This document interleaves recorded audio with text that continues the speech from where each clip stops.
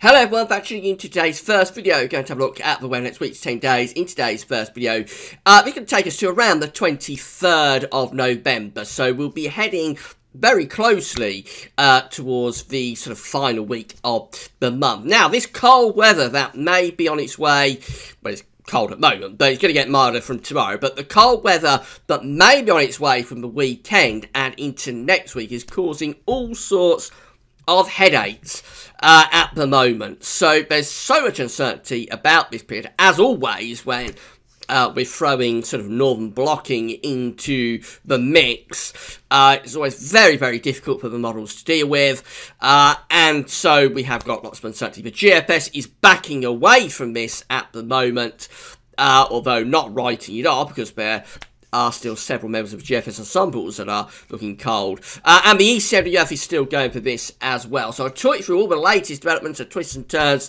that have taken place this morning in a moment. Just say later on today, this afternoon, we're going to have a look at the JMA for the next 3 months. The update is just out and it will take us from December through to February. So it'll cover the full winter period with the Japanese Meteorological Agency long-range seasonal model. We always like to isolate that one out because you get so much information from it, but we never have time to include all of it in our seasonal model roundup, but we do at the end of the month. We get all the long-range models together, so we never have time in that to touch on all of the information you can get from the JMA. So we're going to isolate that one out, and we're going to have a look at it on its own this afternoon. That'll be with you probably around 3 o'clock this afternoon, something like that. But let's get on with today's first video. Just say that the shop is open, by the way. Christmas shop is open, so if you've got any Christmas shop to do at Amazon, just click the green button that says Christmas shop. It'll take you to our Christmas shop page,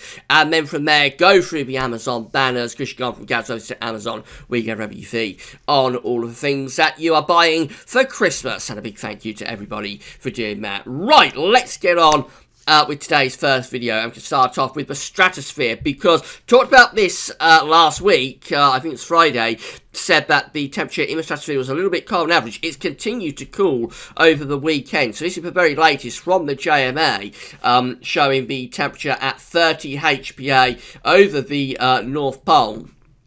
So that's one of the high levels of the atmosphere in the stratosphere, so it's above the troposphere, where we have our boundary of weather taking place in the troposphere. It's above that in the stratosphere, one of the high levels of the atmosphere. And we can see that the black line has indeed dropped further down over the weekend. So now we really have got quite a cold temperature at 30 HPO, down to around minus 75 degrees. And you can see that the grey line is a trend line, so it's a cooling time of year. We reach our lowest temperature in the stratosphere at 30 HPA around the end of December and start of January, and then we start to lift that temperature up. But you can see we are significantly under the grey line now, so it is cold in terms of the temperatures in the stratosphere at 30 HPA. We go even higher than 30 HPA, we go to 10 HPA and see how things are looking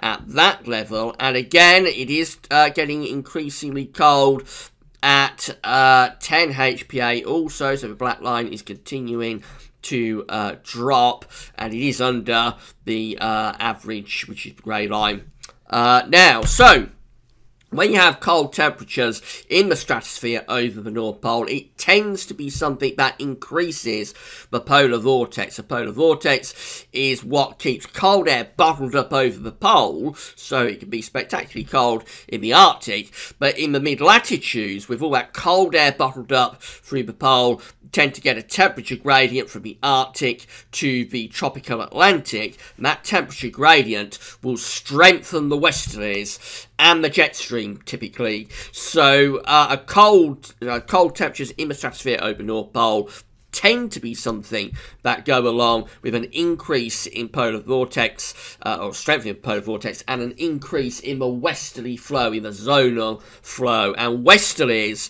in the winter to the UK and Europe are typically mild, because they drive Atlantic winds in. And the Atlantic is warm ocean, of course, so we drive those westerlies in, we bring bands of rain, often it's stormy as well, we get severe gales, typically we have cold temperatures in the stratosphere over the North Pole, and it tends to just be something that goes along with the default pattern for Europe and the UK in the winter, which is westerly and typically fairly mild, certainly for the northwest of Europe anyway. So, any signs of warming? Because what we're looking for to get cold conditions in the winter is to get a sudden stratospheric warming. Well, to get a warming, first of all. So, a warming will take us anywhere above the grey line.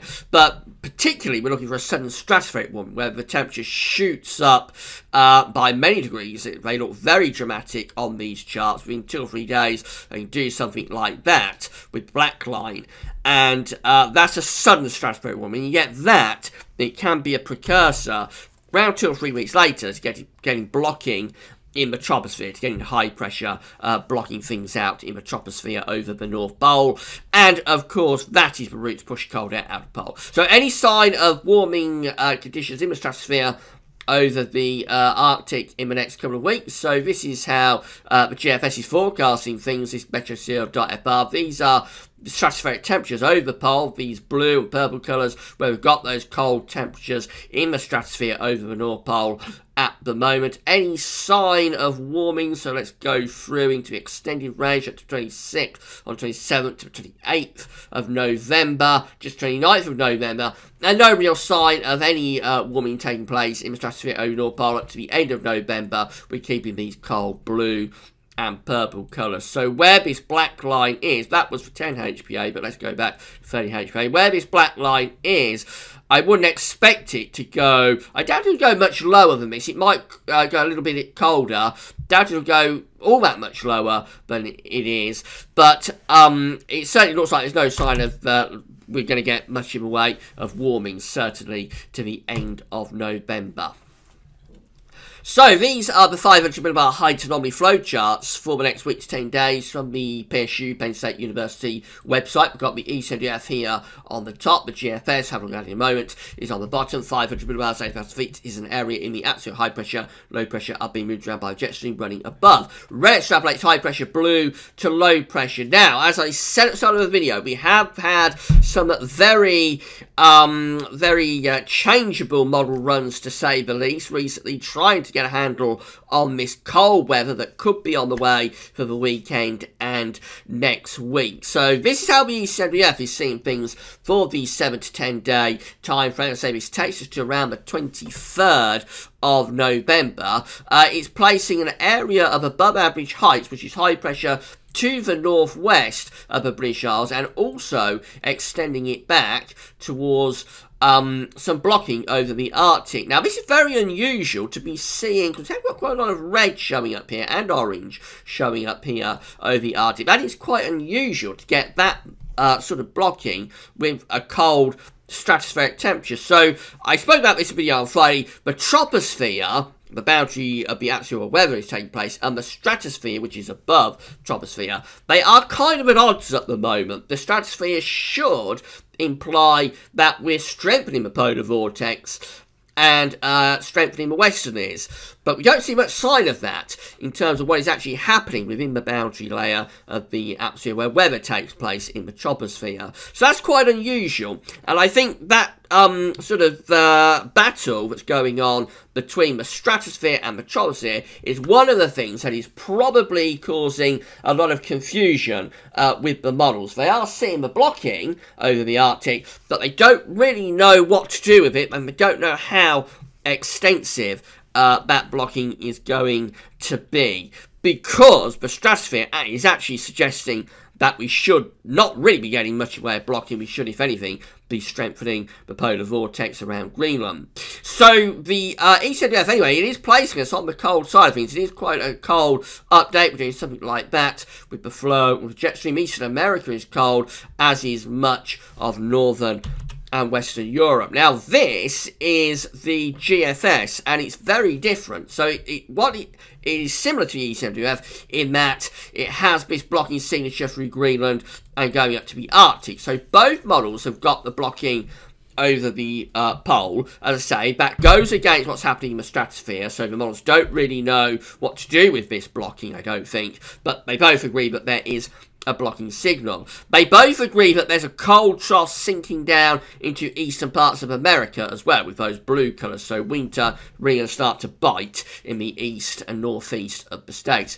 The problem is for us. So the GFS has this weak ridge here across the western part of Europe, and the cold trough is being pushed into the east and the southeast of Europe. So what we actually finish up with the GFS is we do something like that with the flow, and we are placed on the mild side of the jet stream as we go through to the 7 to 10 day time frame. The GFS does not want to bring much in the way of cold weather to us, certainly in the 7 to 10 day time frame. However, we're not all that far away from it. It only takes slight adjustments and we would be placed within the cold conditions. These are the GFS temperature and precipitation ensembles for the next couple of weeks. So red line here is the 30-year upper air temperature average. So we're cold on average at the moment. This is for London, by the way. We're cold on average at the moment. Next 2 or 3 days are going to go a bit mild on average. So Tuesday to Thursday, it gets mild. Then we're going to see on Friday a cold, well, late Thursday to Friday, cold front moves through, and that gives us a couple of days, Friday to Saturday, of colder conditions, cool northwesterly winds. It's just after that we've got all of the uncertainty from the weekend through to the start of next week, and you can see how much uncertainty there is from the scatter within the ensemble. So we have got several ensemble members in the early part of next week that are looking really quite mild. We have got several ensemble members, however, that are looking really quite cold. So I think it's about a 50-50 split actually within the GFS ensembles between those that rapidly bring milder conditions back over weekend and into next week, and those that maintain and even strengthen cold conditions over weekend and into next week. You really couldn't look at that and determine which way that is going to go. In terms of precipitation, fair amount of dry weather until the end of this week. Then the rainfall spikes are coming back over the weekend and into next week. It does look quite wet actually, but do keep in mind that with so much uncertainty with the temperature signal, there's also got to be a lot of uncertainty in terms of the overall pattern that's emerging next week. That was for London. This is the GFS ensemble for Aberdeen, and you see it's much more clear-cut in the north to get cold weather. So a bit up and down with the temperatures over the next few days in Aberdeen, but from Thursday to Friday it sees that dropping temperature. But unlike what's happening on the London ensemble, the Aberdeen ensemble is keeping things cold through the weekend and going well into next week as well. It's not until the second half of next week that we find scatter beginning to appear between the milder ensemble members and the colder ensemble members. So if you live in the north, it does still look pretty likely you're going to have cold weather over weekend and lasting at least to the middle of next week.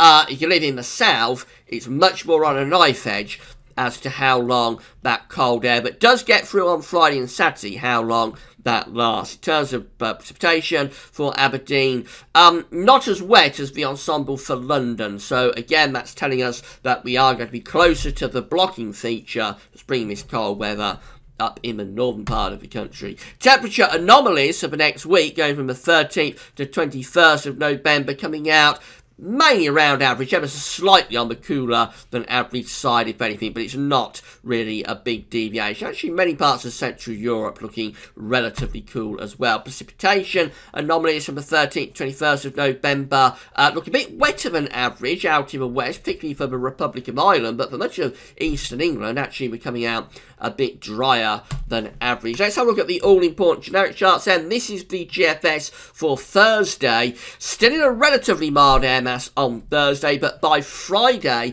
we're starting to push cooler air down from the northwest. Saturday, we're turning the winds to the northwest, so that looks quite a cold day. Notice, though, heights aren't really pulling out of France and Spain. To get us into a proper locked-in cold block pattern, you really have to lower the pressures across France and Spain. And certainly up to Saturday anyway, pressure is maintaining at a relatively high level here across sort of France, Spain, Portugal, the Bay of Biscay, that sort of area. Nevertheless, we have got enough here to bring some cold air down on Saturday. That's still around on Sunday as well. So it will be a relatively cool weekend, especially for the north, with the risk of some quite sharp night frost. Notice a very deep trough is in across Scandinavia, by the way, so a real wintry blast going through into the north and northeast of Europe. Now to next week, it all starts to get very, very complicated indeed. So we've gone up to Tuesday now, just beyond a week away next week, and we have got a very nice extensive blocking feature around Greenland, so it is still seeing this blocking, which is at odds with the cold temperatures we've got in the stratosphere. I have to emphasize that again, but it is still seeing that blocking feature.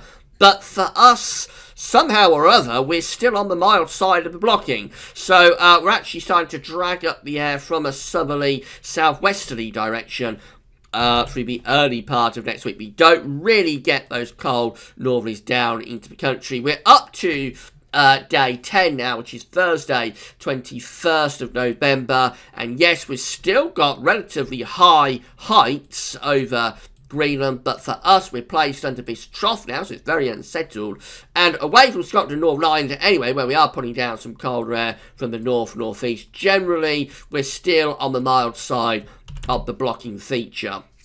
So the GFS wants to really limit the cold potential through the weekend into early next week. Finally, just have a look at the ECM. So relatively mild for Thursday. Friday with the ECM, we start to pull down the winds from the northwest. That increases into Saturday with quite a northerly shock coming through over the weekend. Notice the ridge is much more out to the northwest of us over the weekend, which allows us to actually tap in to this proper Arctic air over weekend. So the ECMWF is colder, much colder actually, than the GFS for the weekend, and that continues excuse me, into the early part of next week, where that again, that blocking feature is centering there around Iceland. Low pressure is to our east. The winds are pulling in from the northeast. As you follow the ice bars back, the air is going a long way north, coming down somewhere up here. So that looks genuinely cold over weekend and into start of next week, whereas the GFS, much more limited with that cold signal. Remains cold really through to the middle part of next week. Gradually, this high pressure sinking southwards, so slightly milder air is beginning to topple around the top of that high pressure by the middle of next week. That's a very long way out in this pattern though. That's how we finish up on day 10 with high pressure just to our west. Actually, it looks like it's trying to get ready to push back northwards up towards Greenland again. So possibly if we could run on a day or two more, which we can't, but if we could, we'll probably see that trough pushing southwards again as the ridge works its way back up towards Greenland. Certainly the ECMWF is still going for this cold weather, albeit it's not quite as, funnily enough, it's not quite as blocked around Greenland and the Arctic with the ECMWF as the GFS is, but it is for us, it is a colder scenario, whereas the GFS is generally really limiting this cold weather primarily to Scotland. So it is a mixed bag, and we know from the GFS ensembles that several ensemble members are going for really quite cold weather over weekend into the start of next week. So we've just got to wait and see how this plays out. It's on a knife edge. It could go either way. I suppose, given how unlucky we tend to be, especially in recent winters with cold weather, you'll probably favour the milder option at all times. But as long as we're seeing the kind of output we are, there is definitely still the chance of something quite significantly cold over the weekend and into next week. So we certainly shouldn't be ruling anything out at the moment. We'll see how things play out over the rest of the coming week. We keep you updated, of course. So this afternoon we're going to have a look at the JMA for the next 3 months. That covers a full winter period. Come back for that. That's all for now, and thanks for watching.